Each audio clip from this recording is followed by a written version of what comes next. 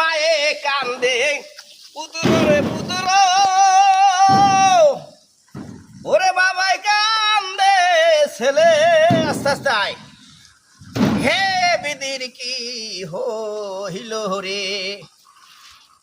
ওরে সকালবেলা একটা সাপ দেখলাম বাথরুমের ভিতর ওরা বাথরুম ব্যবহার করতে পারছে না